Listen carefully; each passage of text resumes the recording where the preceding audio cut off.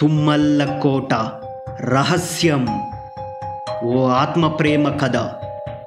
ఇది కథ కాదు, నిజం. కానీ ఇది నమ్మే వాళ్ళకే తెలుసు మంచి కథ అని. తుమ్మల్ల కోట ఒక పాత కోట కాదు, ప్రేమకి సమాధి అయిన స్థలం. అతని పేరు తేజ. చిన్నప్పటి నుంచి భయం అంటే తెలియనోడు. దెయ్యాలు, ఆత్మలు, వాటి ప్రపంచం మీద అతనికి ఆసక్తి. ఒకరోజు తన కెమెరా మైక్తో తుమ్మల్ల కోటకి వెళ్ళాడు. రాత్రి 12 గంటల సమయంలో ఒంటరిగా వెళ్ళాడు. ఇది ఏ పిక్నిక్ ప్రదేశం కాదు, ఇది ఒక సమాధి స్థలం.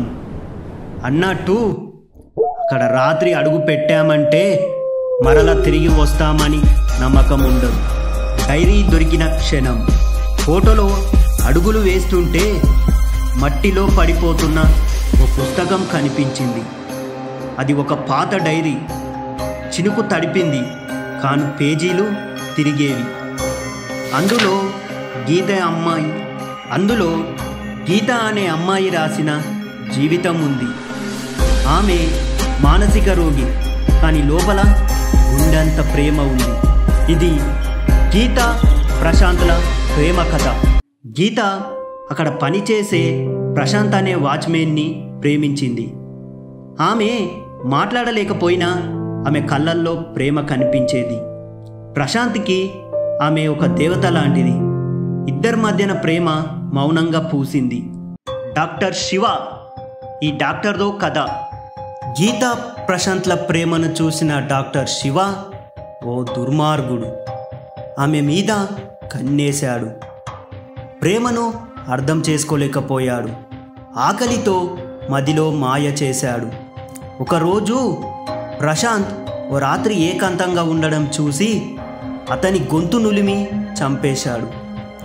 అది చూసిన గీత అదే రోజు గుండె పగిలిపోయింది. ఆ రాత్రే ఆమె ఆ కోటపై నుండి దూకింది. తేజ ఆ డైరీ చదివి కంగారు పడ్డాడు.